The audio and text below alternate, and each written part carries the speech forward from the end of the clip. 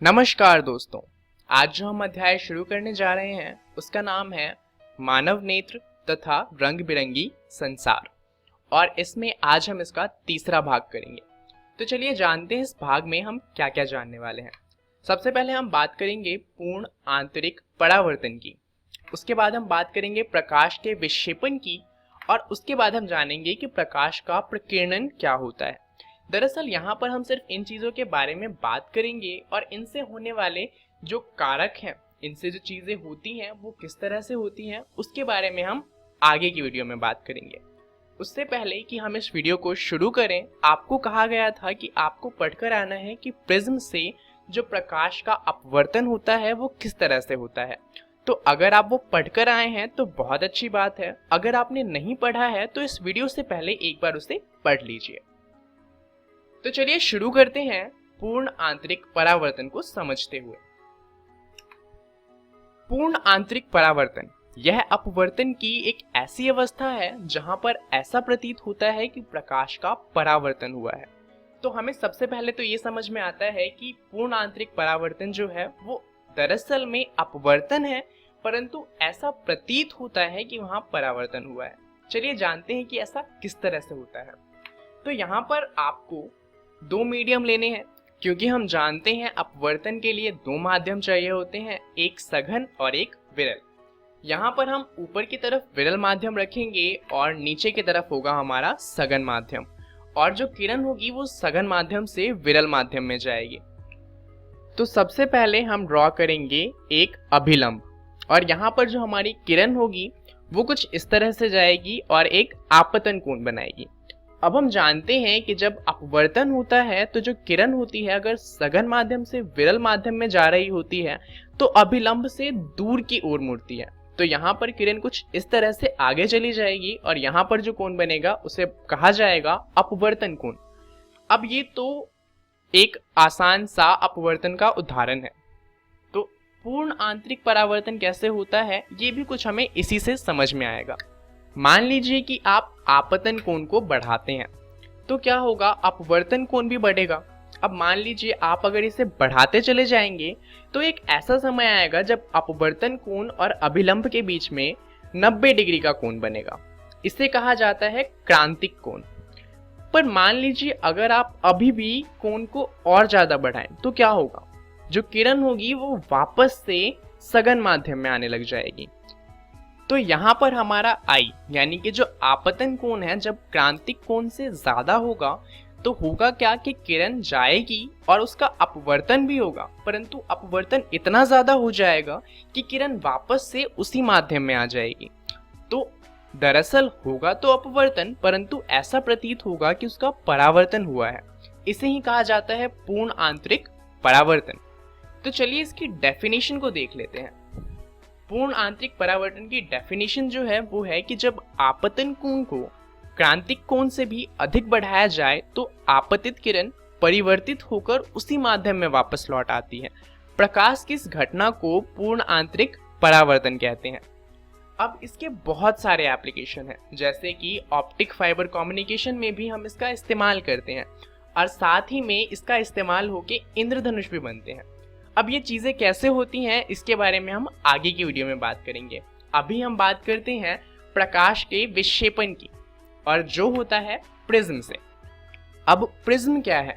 दरअसल प्रिज्म कांच की बनी हुई वस्तु है जिसका आगे और पीछे वाला भाग एक त्रिकोण होता है, और बाकी के तीन भाग जो होते हैं वो या तो स्क्वायर होते हैं या फिर रेक्टेंगल होते हैं। अब प्रिज्म से प्रकाश का विक्षेपण पढ़ने से पहले हमें विक्षेपण का मतलब पता होना चाहिए। तो चलिए विक्षेपण को समझते हैं।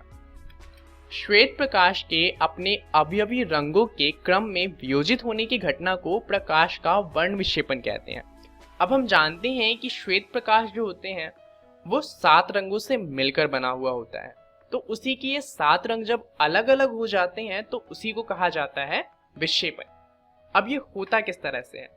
जैसा कि हम जानते हैं कि जो प्रिज्म है उससे अगर हम व्हाइट लाइट को पास करते हैं तो उसका अपवर्तन होता है, परंतु जो व्हाइट रोशनी है यानी कि जो श्वेत प्रकाश है उसमें 7 अलग अलग रंग होते हैं, और सातों रंग का अलग अलग एंगल पर विक्षेपण होता है। तो उससे क्या होता है कि कुछ किरणें बहुत कम मुड़ती हैं और कुछ किरणें बहुत ज़्यादा मुड़ जाती हैं। तो जो किरणें कम मुड़ती हैं वो ऊपर की तरफ चली जाती हैं और जो ज़्यादा मुड़ती हैं वो नीचे की तरफ चली जाती हैं, और इससे जो सफ़ेद रोशनी है वो 7 अलग अलग रंगों में विभाजित हो जाती है। यहाँ पर आपको एक बात याद रखनी है कि जो अधिकतम तरंग दैर्ध्य होता है वो रेड लाइट यानी कि लाल रंग का होता है, और जो न्यूनतम तरंग दैर्ध्य होता है वो होता है वॉयलेट यानी कि बैंगनी कलर का। अब ये होता क्या है और इसका इस्तेमाल क्या है ये हम आगे की वीडियो में देखेंगे। अभी जानते हैं कि ये 7 रंगों में विभाजित किस तरह से होता है। दरअसल यहाँ पर जब श्वेत प्रकाश आता है तो प्रिज्म के कारण जब वो अलग अलग एंगल पर अपवर्तित होता है तो वो 7 अलग अलग रंगों में विभाजित हो जाता है। यहाँ पर सारे रंग इंग्लिश में इसलिए लिखे हैं क्योंकि यहाँ पर आप अगर इनके इनिशियल देखें तो रेड का हो जाएगा R, ऑरेंज का O, Y, G, B, I, V, और अगर हम इसे लिखे ऐसे तो विबग्योर को याद रखना बहुत ही ज़्यादा आसान है। तो इससे क्या होगा कि आपको 7 रंग के क्रम आसानी से याद हो जाएंगे। आपको बस एक वर्ड याद रखना है, दैट इज विबग्योर। यहाँ पर आप एक बात नोटिस कीजिएगा कि जिन रंगों का बहुत ही ज़्यादा अधिक तरंग दैर्ध्य होता है वो बहुत ही ज़्यादा कम मुड़ती हैं, वहीं पर जिन रंगों का बहुत ही न्यूनतम तरंग दैर्ध्य होता है जैसे कि वॉयलेट, इंडिगो और ब्लू, वो बहुत ज़्यादा मुड़ती हैं। और यही कारण है कि जब ये अलग अलग कोनों पर मुड़ती हैं तो ये एक श्वेत रंग 7 अलग अलग रंगों में विभाजित हो जाती हैं। अब यहाँ पर जो श्वेत प्रकाश है उसके 7 अलग अलग कलर अलग हो चुके हैं, परंतु क्या इससे ज़्यादा कलर होते हैं? इसके बारे में एक साइंटिस्ट थे जिन्होंने सोचा, और वो ये सोचते थे कि हो सकता है श्वेत प्रकाश में 7 से ज़्यादा रंग हो, और वो चाहते थे कि वो उनका स्पेक्ट्रम भी निकाल सके। स्पेक्ट्रम मतलब ये जो आपको कलर दिख रहे हैं उन्हें स्पेक्ट्रम कहा जाता है, और उनका कहना था कि अगर वो और प्रिज्म का इस्तेमाल करेंगे तो उन्हें इससे ज़्यादा स्पेक्ट्रम भी मिल सकते हैं। तो वो साइंटिस्ट इसी की खोज में जुट गए।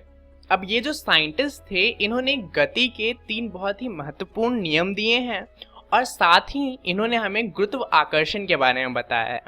तो क्या आप बता सकते हैं कि ये कौन से साइंटिस्ट थे? अगर आपका उत्तर न्यूटन है तो आपका जवाब सही है। सर न्यूटन ऐसा सोचते थे कि अगर वो प्रिज्म के साथ दूसरा प्रिज्म इस्तेमाल करेंगे तो उन्हें शायद और ज़्यादा कलर मिल जाएं, परंतु उन्हें और ज़्यादा कलर तो नहीं मिले। पर उन्होंने एक बात नोटिस करी कि अगर एक प्रिज्म के सामने दूसरा प्रिज्म उल्टा करके रखा जाए तो जो कलर यानी कि जो श्वेत रंग 7 अलग अलग कलरों के स्पेक्ट्रम में बंटा था वो वापस से जुड़ के एक श्वेत प्रकाश देता है। इसे हम श्वेत प्रकाश के स्पेक्ट्रम का पुनर्योजन कह सकते हैं। अभी प्रकाश के विक्षेपण के बारे में इतना ही पढ़ते हैं। चलिए अब बात कर लेते हैं प्रकाश के प्रकीर्णन की।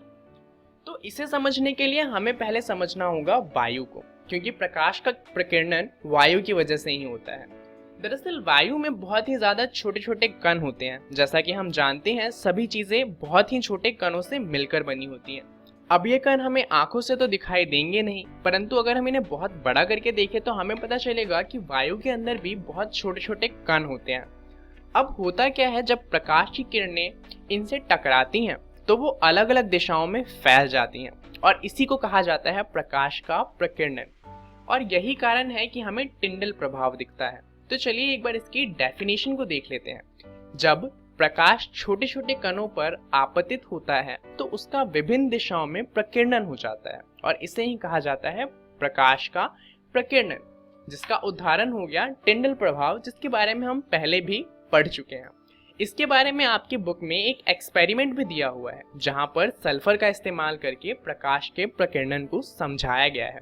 आप चाहे तो ये एक्सपेरिमेंट जो है जहां पर आप सिर्फ टिंडल प्रभाव को देख सकें उसका इस्तेमाल शीशे के ग्लास से भी कर सकते हैं। आपको शीशे के ग्लास में कुछ पानी रखना है और उसमें 2-3 बूंदें डिटॉल की डालनी है। तो जब आप उससे प्रकाश को पास करेंगे तो आपको प्रकाश की किरणें दिखाई देंगी, जो कि टिंडल प्रभाव का उदाहरण है। तो चलिए जानते हैं इस वीडियो में हमने क्या क्या सीख लिया है। सबसे पहले हमने बात करी पूर्ण आंतरिक परावर्तन की, उसके बाद हमने जाना प्रकाश के विक्षेपण के बारे में, और उसके बाद हमने जाना प्रकाश का प्रकीर्णन कैसे होता है। इन तीनों की ही वजह से काफ़ी अनोखी चीज़ें होती हैं, उदाहरण के लिए आकाश का नीला दिखना या फिर इंद्रधनुष का बनना। तो ये सारी चीज़ें कैसे होती हैं, इनके बारे में हम जानेंगे अगली वीडियोस में। अगली वीडियो में हम बात करने वाले हैं वायुमंडलीय अपवर्तन की। इस वीडियो के लिए इतना ही। आप ये सारी चीज़ें अपनी NCERT की किताब से पढ़ लीजिएगा। अभी के लिए धन्यवाद।